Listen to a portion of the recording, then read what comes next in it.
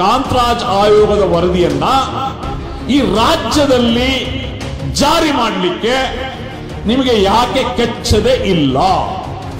RSS ಅನ್ನ ಬಿಜೆಪಿಯನ್ನ ಎದುರಿಸುವಂತಹ ಒಂದು ರಚನಾತ್ಮಕ ಕಾರ್ಯಕ್ರಮ ಈ ಎಲ್ಲ ಯಾವುದೇ ರಾಜಕೀಯ ಪಕ್ಷಗಳ ಹತ್ರ ಇಲ್ಲ. ಜಾರಿ ಮಾಡೋದು ಗ್ಯಾರಂಟಿ ಅಂತ ಹೇಳಬೇಡಿ ಮಾನ್ಯ ಮುಖ್ಯಮಂತ್ರಿ ಅವರೇ, ಜಾರಿ ಮಾಡಿ. ನೀವು ಬಿಜೆಪಿಗೆ ಹೆದರ್ತೀರಿ, RSSಗೆ ಹೆದರ್ತೀರಿ, ಬಿಜೆಪಿಯ ಪರ ಇರುವಂತ ಮಾಧ್ಯಮಗಳಿಗೆ ಹೆದರ್ತೀರಿ.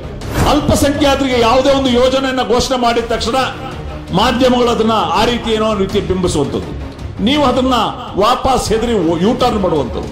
ಮುಸಲ್ಮಾನರಿಗೆ ಮಕ್ಕಳಿಗೆ ಕೊಡಬೇಕಾದ ಸ್ಕಾಲರ್ಶಿಪ್ ಅನ್ನ ಕಡಿತಗೊಳಿಸಿ ಅವರಿಗಿರುವಂತಹ ಯೋಜನೆಗಳನ್ನ ಕಡಿತಗೊಳಿಸಿರ್ಬೇಕಾದ್ರೆ ನೀವು ಕೂಡ ನಮಗೆ ಅಂದ್ರೆ ಅಲ್ಪಸಂಖ್ಯಾತರಿಗೆ ನೀವು ಬಜೆಟ್ ಅನ್ನ ಕೊಡದೆ ಹೋದ್ರೆ ಈ ಸಮುದಾಯಗಳ ಹಿತಾಸಕ್ತಿಯನ್ನು ಕಾಪಾಡೋರು ಯಾರು?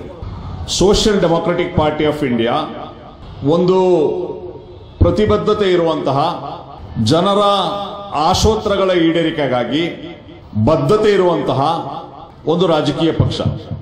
ಯಾವ ಪಕ್ಷ ವಿರೋಧ ಪಕ್ಷವಾಗಿ ಕೆಲಸ ಮಾಡುತ್ತೋ ಇಲ್ವೋ, social democratic party of India ಒಬ್ಬ ನೈಜ ವಿರೋಧ ಪಕ್ಷವಾಗಿ ರಾಜ್ಯದ ಎಲ್ಲಾ ರಾಜಕೀಯ ಆಗುಹೋಗುಗಳನ್ನು ಗಮನಿಸುತ್ತಾ ಕಾಲ ಕಾಲಕ್ಕೆ ಏನು ಪ್ರತಿಕ್ರಿಯೆ ಕೊಡಬೇಕು, ಏನು ಸ್ಟ್ಯಾಂಡ್ ಕೊಡಬೇಕು ಅನ್ನುವಂಥದ್ದನ್ನ ನಾವು ನೋಡ್ತಾ ಇರ್ತೀವಿ. 24x7 365 ಈ ನಾಡಿನಲ್ಲಿ ಆಗುವಂತ ಎಲ್ಲ ವಿಚಾರಗಳ ಬಗ್ಗೆ ಗಮನ ಇಟ್ಟು ಅದಕ್ಕೆ ಯಾವ ರೀತಿ ಒಂದು ವಿರೋಧ ಪಕ್ಷವಾಗಿ ಅದನ್ನ ಆಕ್ಷನ್ ಮಾಡಬೇಕು, ಅದನ್ನ ಯಾವ ರೀತಿ ಆ ಕಾರ್ಯಕ್ರಮಗಳನ್ನು ರೂಪಿಸಬೇಕು ಅನ್ನೋಂಥ ತಗೊಳ್ಕೊಳ್ತದೆ. ನಾವು ಗೊತ್ತಿದೆ, ಈ ವರ್ಷ 25-26ನೇ ಸಾಲಿನಲ್ಲಿ ಮಾನ್ಯ ಸಿದ್ದರಾಮಯ್ಯನವರು ತನ್ನ 16ನೇ ಬಜೆಟ್ ಅನ್ನ ಮಂಡಿಸ್ತಾರೆ ಅಂತೇಳಿ ಆ ಬಜೆಟ್ ನ ಮುಂಚಿತವಾಗಿ ನಾವು ಕೂಡ ಒಂದು ನಮ್ಮ ಪ್ರಥಮ ರಾಜ್ಯ ಸಮಿತಿ ಸಭೆಯಲ್ಲಿ ಒಂದು ತೀರ್ಮಾನವನ್ನು ಕೈಗೊಂಡಿವಿ. ಈ ಬಜೆಟ್ ಅನ್ನುವಂಥದ್ದು ಒಂದು ವರ್ಷದ ಈ ರಾಜ್ಯದ ಆಯ ಮತ್ತು ವ್ಯಯ, ಜಮಾ ಮತ್ತು ಖರ್ಚು. ಜಮಾ ಅನ್ನುವಂಥದ್ದು ಅಥವಾ ಇನ್ಕಮ್ ಅನ್ನುವಂಥದ್ದು ಬೇರೆ ಬೇರೆ ಮೂಲಗಳಿಂದ ಬರ್ತದೆ, ಟ್ಯಾಕ್ಸ್ ಇತ್ಯಾದಿ ಇತ್ಯಾದಿ. ಆದ್ರೆ ಈ ಅತ್ಯಮೂಲ್ಯವಾದಂತಹ ಟ್ಯಾಕ್ಸ್ಗಳಿಂದ ಕಲೆಕ್ಟ್ ಆದ ಹಣ ಅದು ಈ ರಾಜ್ಯದ 7 ಕೋಟಿ ಜನರ ಹಿತಾಸಕ್ತಿಗಳಿಗೆ ಖರ್ಚಾಗಬೇಕು. ಯಾರು ಅತ್ಯಂತ ಹೆಚ್ಚು ಅರ್ಹರೋ ಅಂತವರಿಗೆ ಖರ್ಚಾಗಬೇಕು. ಆದ್ರೆ ದುರಾದೃಷ್ಟ ಅಂತ ಹೇಳಿದ್ರೆ ಇಷ್ಟು ವರ್ಷಗಳಲ್ಲಿ ಒಂದು ಪ್ರಾಕ್ಟೀಸ್ ಇದೆ, ಬಡ್ಜೆಟ್ ಅನ್ನ ಯಾವ ರೀತಿ ಮಾಡೋದು. ಬಡ್ಜೆಟ್ ಆಯಾ ಇಲಾಖೆಗಳು, ಸಮಾಜ ಕಲ್ಯಾಣ ಇಲಾಖೆ ಇರ್ಬೋದು, ಬೇರೆ ಬೇರೆ ಇಲಾಖೆಗಳು, ಆ ಇಲಾಖಾ ಅಧಿಕಾರಿಗಳು ಒಂದು ಸಭೆಯನ್ನು ನಡೆಸಿ ಕಳೆದ ಬಾರಿಯ ಬಡ್ಜೆಟ್ ಅನ್ನು ಅನಾಲಿಸಿಸ್ ಮಾಡಿ ಇಷ್ಟು ಎಕ್ಸ್ಟ್ರಾ ಪರ್ಸೆಂಟೇಜ್ ಬೇಕಾಗುತ್ತೆ ಅನ್ನೋದನ್ನ ಬಿಟ್ರೆ ಜನರಿಗೆ ಏನು ಬೇಕು, ಜನರಿಗೆ ಯಾವುದು ಆದ್ಯತೆ, ಜನಸಾಮಾನ್ಯರಿಗೆ ಯಾವುದು ಸಿಗಬೇಕು, ಈ ಎಲ್ಲಾ ವಿಚಾರಗಳ ಬಗ್ಗೆ ಒಂದು ಸಮಗ್ರವಾದ ಅಧ್ಯಯನ ಅಥವಾ ಒಂದು ಚರ್ಚೆ ಆಗೋದಿಲ್ಲ. ಹಾಗಾಗಿ ಈ ಜನ ಸಮುದಾಯಗಳಿಗೆ ಏನ್ ಬೇಕು, ಜನರ ಬೇಡಿಕೆಗಳೇನು, ಇದು ಬಜೆಟ್ ನಲ್ಲಿ ಬರಬೇಕು. ಆ ಕಾರಣಕ್ಕೆ ಕಳೆದ 1 ತಿಂಗಳಿಂದ social democratic party of India ಜನರ ಜ್ವಲಂತ ಸಮಸ್ಯೆಗಳೇನು, ಜನರಿಗೆ ಏನು ಬೇಕು, ಕಳೆದ ಬಜೆಟ್ ನಲ್ಲಿ ಎಷ್ಟು ಹಣ ಮೀಸಲಾಗಿತ್ತು, ಅದು ಎಷ್ಟು ಖರ್ಚಾಗಿದೆ, ಎಷ್ಟು ಪ್ರಯೋಜನ ಆಗಿದೆ, ಇದನ್ನೆಲ್ಲವನ್ನ ಒಳಗೊಂಡು ಒಂದು ಸಮಗ್ರವಾಗಿ ಒಂದು ಮಾಹಿತಿಯನ್ನು ಸಂಗ್ರಹಿಸಿ ಸರ್ಕಾರದ ಮುಂದೆ ಒಂದು ಜನರ ಪರವಾಗಿ ಒಂದು ಬೇಡಿಕೆಯನ್ನು ಇಡುವುದು, ಒಂದು ಜನ ಆಗ್ರಹವನ್ನು ಇಡುವಂಥದ್ದು. ಆ ಆಗ್ರಹವನ್ನು ನಾವು ಸರ್ಕಾರದ ಮುಂದೆ ಮಂಡಿಸ್ತಾ ಇದ್ದೇವೆ. ನಾವು ಇವತ್ತು ಈ ಜನಾಗ್ರಹ ಸಭೆಯ ನಂತರ ಮುಖ್ಯಮಂತ್ರಿಗಳನ್ನ ಭೇಟಿ ಮಾಡಬೇಕು ಅಂತಿದ್ವಿ, ಕೆಲವು ಮಂತ್ರಿಗಳನ್ನ ಭೇಟಿ ಮಾಡಬೇಕು ಅಂತಿದ್ವಿ. ಆದ್ರೆ ನಿನ್ನೆ ನಮಗೆ ಗೊತ್ತಾಯ್ತು, ಮುಖ್ಯಮಂತ್ರಿಗಳು ಆಲ್ರೆಡಿ ಬಜೆಟ್ ಪೂರ್ವಭಾವಿ ಸಭೆಗಳನ್ನು ನಿರ್ಧಾರ ಮಾಡಿದ್ದಾರೆ. SC/ST ಕಮ್ಯುನಿಟಿಗಳೊಂದಿಗೆ, ಅದೇ ರೀತಿ ಬ್ಯಾಕ್ವರ್ಡ್ ಕಮ್ಯುನಿಟಿಗಳೊಂದಿಗೆ, ಅಲ್ಪಸಂಖ್ಯಾತ ಕಮ್ಯುನಿಟಿಗಳೊಂದಿಗೆ. ಹಾಗಾಗಿ ನಾವು ನಿನ್ನೆ ಬೆಳಿಗ್ಗೆ ಮುಖ್ಯಮಂತ್ರಿ ಬಳಿ ಹೋಗಿ ನಮ್ಮ ಈ ಜನತಾ ಬಜೆಟ್ ನ ಏನು ಪರಿಕಲ್ಪನೆ ಇದೆ ಅದನ್ನ ನಾವು ಅವರಿಗೆ ಕೊಟ್ವಿ. ಅದೇ ರೀತಿ ಮಾನ್ಯ ಜಮೀರ್ ಅಹಮದ್ ಖಾನ್ ಅವರ ಕಚೇರಿಗೆ ಹೋಗಿ ಅಲ್ಲಿ ತುಂಬಾ ಹೊತ್ತು ನಾವು ಚರ್ಚೆ ನಡೆಸಿ ಪಾಯಿಂಟ್ ಟು ಪಾಯಿಂಟ್ ಒಂದೊಂದು ಪಾಯಿಂಟ್ ಬಗ್ಗೆ ನಾವು ಚರ್ಚೆ ನಡೆಸಿ ಏನಾಗಿದೆ, ಕಳೆದ ವರ್ಷ ಏನಾಗಿದೆ, ಏನು ಕೊರತೆ ಆಗಿದೆ, ಇದನ್ನ ನಾವು ಡಿಸ್ಕಷನ್ ಮಾಡಿದ್ವಿ. ಉದಾಹರಣೆಗೆ ಕಳೆದ ವರ್ಷ ಅಲ್ಪಸಂಖ್ಯಾತರ ಇಲಾಖೆಯಲ್ಲಿ ಸಾರಥಿ ಎನ್ನುವಂತ ಯೋಜನೆ, ಟ್ಯಾಕ್ಸಿ ಡ್ರೈವರ್ಗೆ ಟ್ಯಾಕ್ಸಿ ಕೊಡ್ತೀವಿ ಅಂತ ದೊಡ್ಡ ಅಡ್ವರ್ಟೈಸ್ಮೆಂಟ್ ಆಯ್ತು. ಲಕ್ಷಾಂತರ ಅಪ್ಲಿಕೇಶನ್ ಬಂತು. ಟ್ಯಾಕ್ಸಿ ಎಷ್ಟು ಕೊಟ್ರಪ್ಪ ಅಂತಂದ್ರೆ ಒಂದು ತಾಲೂಕಲ್ಲಿ 1 ಅಥವಾ 2 ಕೊಟ್ರು. ಅಷ್ಟು ಬೇಡಿಕೆಗಳಿತ್ತು. ಯಾಕೆ ಕೊಡ್ಲಿಲ್ಲ ಅಂದ್ರೆ ಬಡ್ಜೆಟ್ ಇಲ್ಲ. ಆ ಕಾರಣಕ್ಕೆ ನಾವು ಈ ಎಲ್ಲ ಯೋಜನೆಗಳಿಗೆ ಸರಿಯಾಗಬೇಕಾದ್ರೆ ಬಡ್ಜೆಟ್ ಬೇಕು, ಅಲೋಕೇಶನ್ ಸರಿಯಾಗಬೇಕು. ಹಾಗಾಗಿ ಈ ಸಮಗ್ರ ಅಂದ್ರೆ ಈ ಬಡ್ಜೆಟ್ ಅನ್ನುವಂಥದ್ದು ನಮ್ಮ ಏನು ನಾವು ಮಂಡನೆ ಮಾಡಿದ್ವಿ ಅಥವಾ ನಾವು ಏನು ಪ್ರಿಪೇರ್ ಮಾಡಿದ್ವಿ, ಆ ಬಡ್ಜೆಟ್ ಅನ್ನುವಂಥದ್ದು ಯಾವುದೇ ಒಂದು ಡಿಪಾರ್ಟ್ಮೆಂಟ್ಗೆ ಸೀಮಿತ ಅಲ್ಲ, ಎಲ್ಲಾ ಡಿಪಾರ್ಟ್ಮೆಂಟ್ಗಳು ನೋಡಗಿದೆ. ಉದಾಹರಣೆಗೆ ರೈತರ ಬಗ್ಗೆ ಇಲ್ಲಿ ಚರ್ಚೆ ಮಾಡ್ತೀವಿ ನಾವು. ವಿಶೇಷವಾಗಿ ರೈತರ ಹಿತಾಸಕ್ತಿಗಾಗಿ ರೈತರಿಗೆ ಬಡ್ಡಿ ರಹಿತ ಅಂದ್ರೆ ಶೂನ್ಯ ದರದಲ್ಲಿ ಸಾಲವನ್ನ ಬಹಳ ಸರಳೀಕೃತವಾಗಿ ಕೊಡಬೇಕು,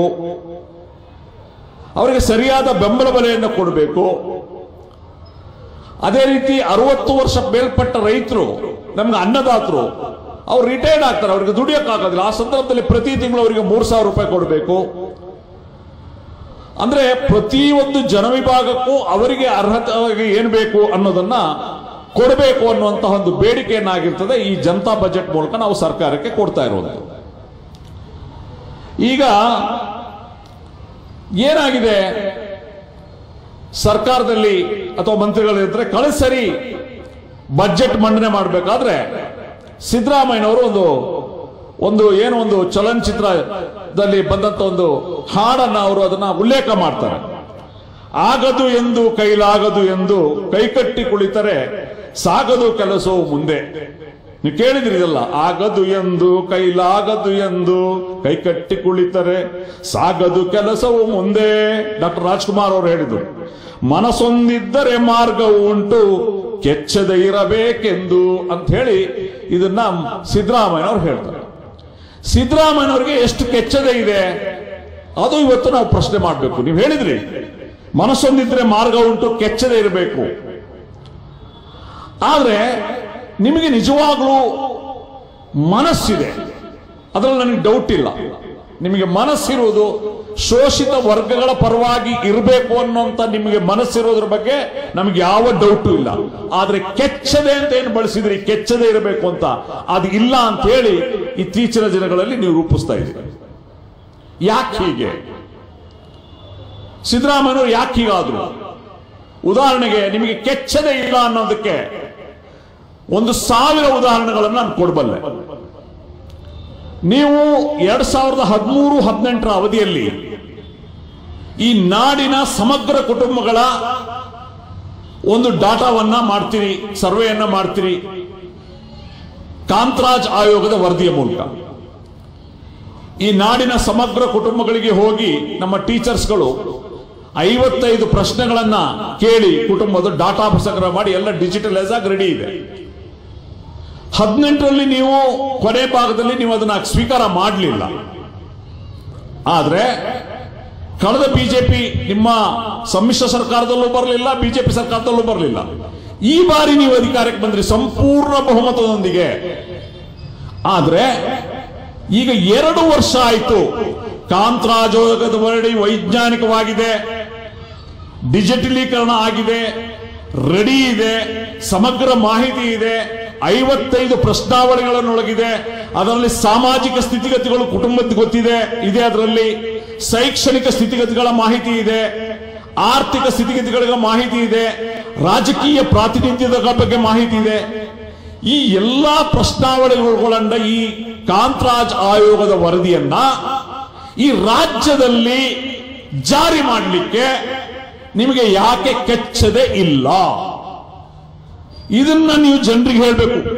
ಪ್ರತಿನಿತ್ಯ ಹೇಳೋದು ನಾನು ಕಾಂತರಾಜ್ ಆಯೋಗದ ವರದಿಯನ್ನ ಜಾರಿ ಮಾಡೋದು ಗ್ಯಾರಂಟಿ ಅಂತ ಹೇಳೋದು. ನಿನ್ನೆನೂ ಹೇಳಿದ್ರು. ನೀವು ಯಾಕೆ ಭಾಷಣ? ನಾನು ಅಬ್ದುಲ್ ಮಜೀದ್ ಭಾಷಣ ಮಾಡ್ಬೋದು, ಯಾಕಂದ್ರೆ ಸರ್ಕಾರ ಇಲ್ಲ ನನ್ನ ಹತ್ರ. ನಾನು ಹೇಳ್ಬೋದು, ಆಗ್ರಹ ಪಡಿಸ್ಬೋದು. ನೀವು ಸರ್ಕಾರ ಇಟ್ಕೊಂಡು ಜಾರಿ ಮಾಡೋದು ಗ್ಯಾರಂಟಿ, ಜಾರಿ ಮಾಡೋದು ಗ್ಯಾರಂಟಿ. ಯಾಕೆ ಜಾರಿ ಮಾಡೋದು ಗ್ಯಾರಂಟಿ ಅಂತ ಹೇಳ್ಬೇಡಿ ಮಾನ್ಯ ಮುಖ್ಯಮಂತ್ರಿ ಅವರೇ, ಜಾರಿ ಮಾಡಿ. ಹೇಳಿದ್ರಲ್ಲ, ಮನಸ್ಸೊದ್ದಿದ್ದರೆ ಮಾರ್ಗ ಉಂಟು ಕೆಚ್ಚದೆ ಇರಬೇಕೆಂದು ಅಂತೇಳಿ ನಿಮ್ಮ ಬಜೆಟ್ನ ಭಾಷಣದಲ್ಲಿ ಕೆಚ್ಚದೆ ತೋರಿಸಿ. ನಿಮ್ಮ ಮತ್ತೊಮ್ಮೆ ಹೇಳ್ತೀನಿ, ಹಲವು ಬಾರಿ ನಾ ಇದನ್ನ ಹೇಳಿದ್ದೇನೆ, ನಿಮ್ಮ ವೋಟ್ ಬ್ಯಾಂಕ್ ಯಾರು ಅಂತೇಳಿ ನಿಮ್ಗೆ ಅರ್ಥ ಮಾಡ್ಕೊಳ್ಬೇಕು. ನಿಮಗೆ ವೋಟ್ ಹಾಕೋರು ಅಹಿಂದ ವರ್ಗಗಳು, ಅಲ್ಪಸಂಖ್ಯಾತರು, ದಲಿತರು ಮತ್ತು ಹಿಂದುಳಿದ ವರ್ಗಗಳು. ಮೇಲ್ವರ್ಗದವರು ನಿಮ್ಗೆ ವೋಟ್ ಹಾಕಲ್ಲ. ವೋಟ್ ಹಾಕಿದ್ರು ಕೂಡ ಸರ್ಟನ್ ಪರ್ಸೆಂಟೇಜ್. ಆದ್ರೆ ಈ ವರದಿಯನ್ನ ಜಾರಿಗೊಳಿಸಲಿಕ್ಕೆ ಏನು ಅಡ್ಡಿ ಇದೆ? ಅದು ಜಾರಿಗೊಳಿಸಿದ್ರೆ ಯಾವ ಸಮುದಾಯಗಳ ಆರ್ಥಿಕ ಸ್ಥಿತಿ ಯಾವ ರೀತಿ ಇದೆ ಎಲ್ಲವೂ ಕೂಡ ಗೊತ್ತಾಗ್ತದೆ.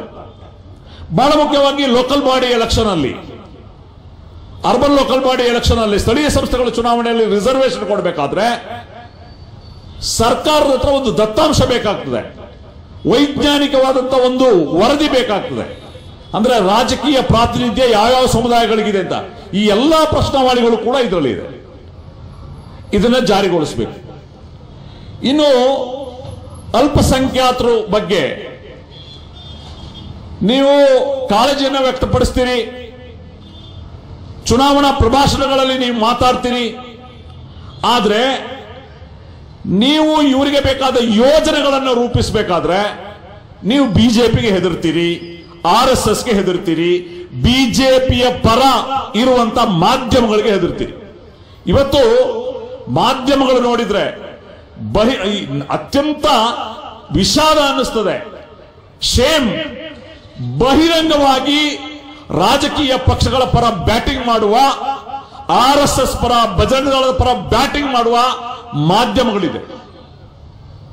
ಯಾವುದೇ ನಾಚಿಕೆ ಇಲ್ಲದೆ, ಮಾನಮರ್ಯಾದೆ ಇಲ್ಲದೆ ಬ್ಯಾಟಿಂಗ್ ಮಾಡ್ತಾರೆ. ತಪ್ಪು ಅವ್ರದೇ ಆದ್ರೂ ಬ್ಯಾಟಿಂಗ್ ಮಾಡ್ತಾರೆ. ಅಲ್ಪಸಂಖ್ಯಾತರಿಗೆ ಯಾವುದೇ ಒಂದು ಯೋಜನೆಯನ್ನ ಘೋಷಣೆ ಮಾಡಿದ ತಕ್ಷಣ ಮಾಧ್ಯಮಗಳು ಅದನ್ನ ಆ ರೀತಿ ಏನೋ ರೀತಿ ಬಿಂಬಿಸುವಂಥದ್ದು, ನೀವು ಅದನ್ನ ವಾಪಸ್ ಹೆದರಿ ಯೂಟರ್ನ್ ಮಾಡುವಂಥದ್ದು. ಈಗ ನೀವು ವಾಗ್ದಾನ ಮಾಡಿದಂಥದ್ದು ಅಲ್ಪಸಂಖ್ಯಾತರಿಗೆ 10,000 ಕೋಟಿ ಕೊಡ್ತೀವಿ ಅಂತ. 10,000 ಕೋಟಿ ಅಂತ ಹೇಳಿದ್ರೆ ಕಳೆದ ಸಾರಿ ನೀವು ಮಂಡನೆ ಮಾಡಿದಂತ ಬಜೆಟ್ 3,71,000 ಕೋಟಿ. ಅದರಲ್ಲಿ ನೀವು ಕಳೆದ ಸಾರಿ ಕೊಟ್ಟಿರುವಂತದ್ದು 0.8%, 1% ಕೂಡ ಇಲ್ಲ. ಈ ವಿಭಾಗ ಹಿಂದುಳಿದಿದೆ.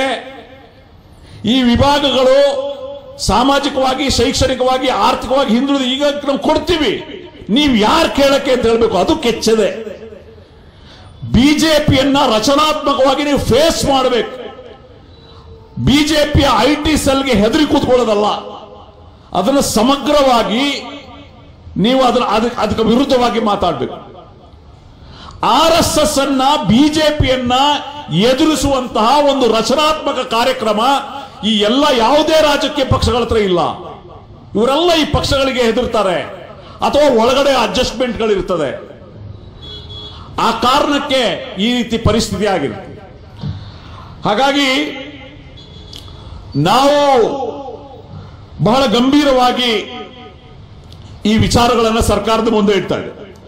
ಕೇಂದ್ರ ಸರ್ಕಾರ ನೋಡಿ, 24-25 ಸಾಲಿನಲ್ಲಿ ಕೇಂದ್ರ ಸರ್ಕಾರ 3,180 ಕೋಟಿ ಕೊಟ್ಟರು. ಅದರಲ್ಲಿ 1,300 ಕೋಟಿ ರೂಪಾಯಿನ ಅವರು ವಾಪಸ್ ಪಡೆದಿದ್ದಾರೆ. ಎಲ್ಲ ಸ್ಕಾಲರ್ಶಿಪ್ಗಳು, ಎಲ್ಲ ಯೋಜನೆಗಳನ್ನ ಅವರು ವಾಪಸ್ ಪಡೆದಿರುವಂಥದ್ದು.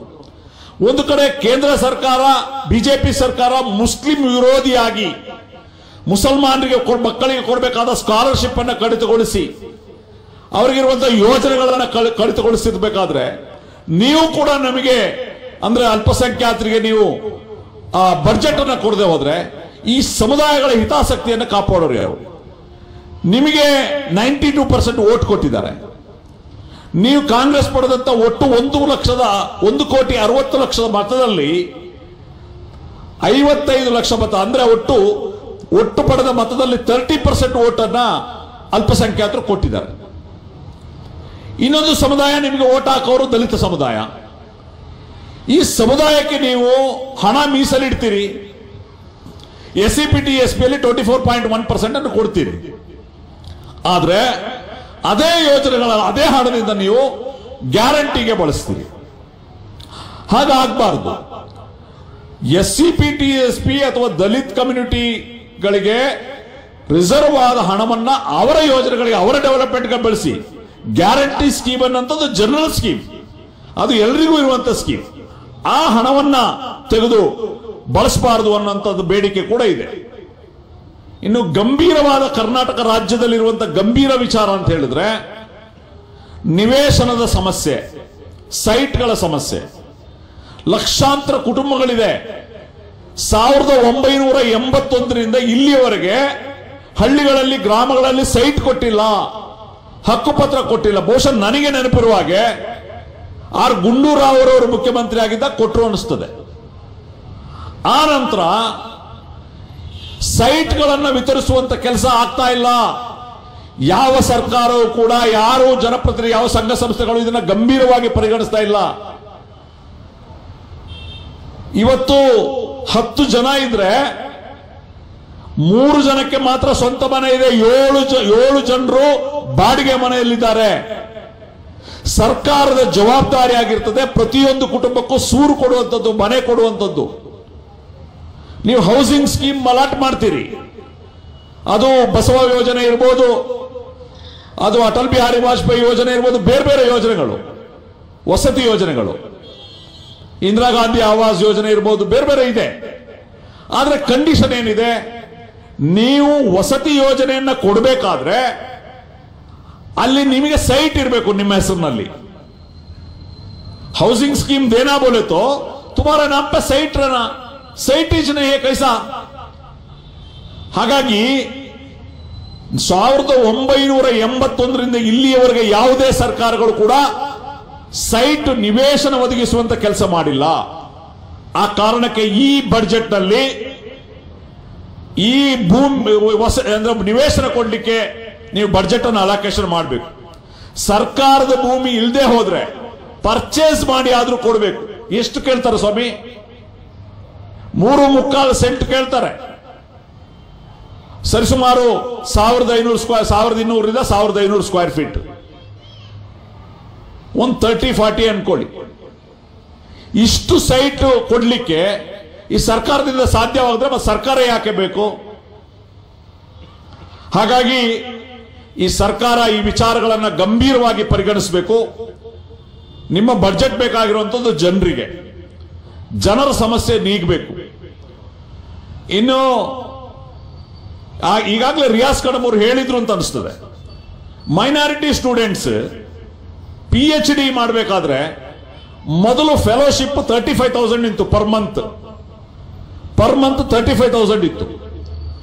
ಅದನ್ನ ಬಿಜೆಪಿ 10,000 ತಂದಿದ್ದಾರೆ. ಇವರು ಅದನ್ನ ಮುಂದುವರಿಸಿದ್ದಾರೆ. ನೆನ್ನೆ ನಾವು ಮಾತಾಡಿದ್ವಿ ಮಾನ್ಯ ಜಮೀರ್ ಅಹಮದ್ ಖಾನ್ ಅವರಿಗೆ, ಮುಸಲ್ಮಾನರಲ್ಲಿ PhD ಮಾಡೋದು 100ರಲ್ಲಿ ಒಬ್ರು ಸಿಗ್ಲಿಕ್ಕಿಲ್ಲ. ನೀವು PhDಗೆ ಮಂತ್ಲಿ ಸ್ಟೈಪಂಡ್ ಏನಿದೆ, ಫೆಲೋಶಿಪ್ ಏನಿದೆ, 50,000 ಕೊಡಿ. ಅಲ್ಪಸಂಖ್ಯಾತರಲ್ಲಿ ಮಾಸ್ಟರ್ ಡಿಗ್ರಿ ಮಾಡೋರು 2%. ಹಾಗಾಗಿ ಅವರು ಶಿಕ್ಷಣಕ್ಕೆ ಉತ್ತೇಜನ ನೀಡಬೇಕಾದ್ರೆ ಜವಾಬ್ದಾರಿಗಳಿರ್ತದೆ, ಮನೆ ಖರ್ಚು ನೋಡ್ಬೇಕಾಗ್ತದೆ. ಮಕ್ಕಳು ಡಿಗ್ರಿ ಆದ್ಮೇಲೆ ಫರ್ದರ್ ವಿದ್ಯಾಭ್ಯಾಸಕ್ಕೆ ಕಳ್ಸಕ್ಕೆ ಪೇರೆಂಟ್ಸ್ ಒಪ್ಪಲ್ಲ. ಡಿಗ್ರಿ ಆಯ್ತಲ್ಲಪ್ಪ ಡ್ಯೂಟಿ ಮಾಡು ಅಂತ. ನನ್ನ ಉದಾಹರಣೆನೇ ತಗೊಳ್ತೀನಿ. ನಾನು ಗ್ರಾಜುಯೇಷನ್ ಆದೆ. ಗ್ರಾಜುಯೇಟ್ ಆದ ನಂತರ ನನಗೆ ತುಂಬಾ ಆಸೆ ಇತ್ತು, ನಾನು LLB ಮಾಡಬೇಕು, ಇಲ್ಲಾಂದ್ರೆ ಮಾಸ್ಟರ್ ಡಿಗ್ರಿ ಮಾಡಬೇಕು ಅಂತ.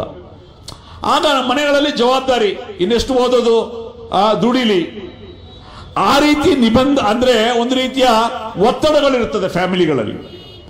ಆ ಫ್ಯಾಮಿಲಿಗಳ ಒತ್ತಡದಿಂದ ಅವರಿಗೆ ಕಲಿಯಕ್ಕಾಗಲ್ಲ. ಹಾಗಾಗಿ ನೀವು ಮಾಸಿಕ 20,000 ಸಹಾಯಧನ ಕೊಟ್ರೆ ಒಂದು 15,000 ಕುಟುಂಬಕ್ಕಾಗಿ ಖರ್ಚು ಮಾಡಿ, ಒಂದು 5,000 ಅವ್ರ ವಿದ್ಯಾಭ್ಯಾಸ ಖರ್ಚು ಮಾಡಿ ಅವರು ವಿದ್ಯಾಭ್ಯಾಸ ಮಾಡ್ತಾರೆ.